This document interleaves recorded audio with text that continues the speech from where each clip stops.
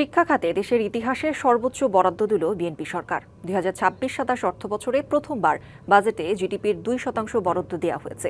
অর্থের হিসেবে এর পরিমাণ 1,36,606 কোটি টাকা, যা গত বছরের 87,206 কোটি টাকার 1.5 গুণেরও বেশি।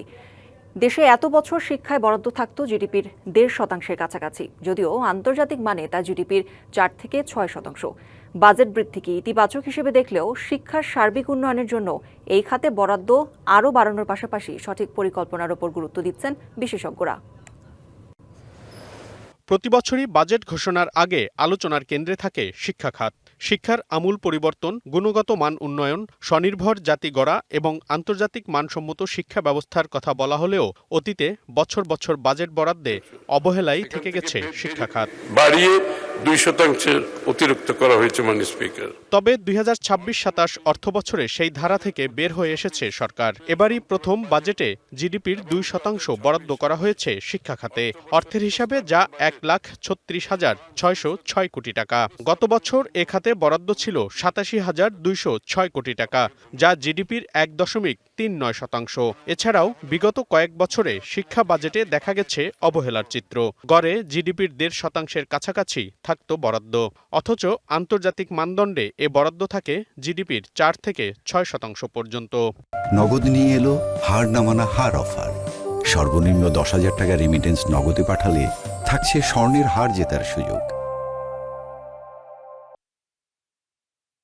এবার শিক্ষায় গুরুত্ব দেয়া হয়েছে নৈতিক মূল্যবোধ, সামাজিক দায়িত্ববোধ ও নেতৃত্বের গুণাবলী তৈরি, আধুনিক শিক্ষা, প্রশিক্ষণ ও সুযোগ সুবিধা বৃদ্ধি সহ নানা কিছুতে।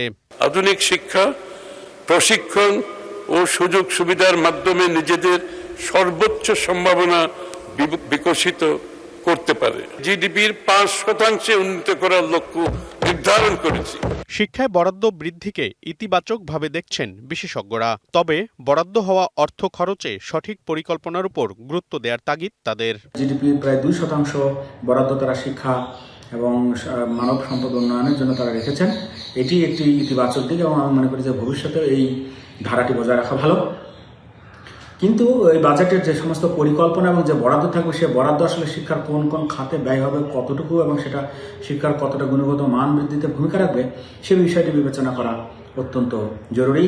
পরিচালন ব্যয়ে একটা বড় অংশ চলে যায়, কাঠামোগত যে পরিবর্তন সেগুলোতে চলে যায়, কিন্তু গুণগত মানের যে উন্নয়নের জন্য যে বাজেটটি, সেই বাজেটটি অর্থাৎ গবেষণার ক্ষেত্রে বরাদ্দ, ইন্ডাস্ট্রি একাডেমিয়া লিঙ্কেজটাকে তৈরি করবার জন্য নীতিগত যে পরিবর্তন এবং বরাদ্দ, সেই জায়গাটা অনেক সময় দেখা যায় যে আমরা খুব একটা দেখি।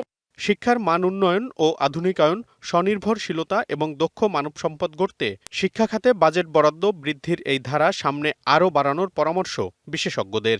একই সাথে শিক্ষা খাত নিয়ে যুগোপযোগী এবং বাস্তবসম্মত পরিকল্পনার বিকল্প নেই বলেও মত তাদের।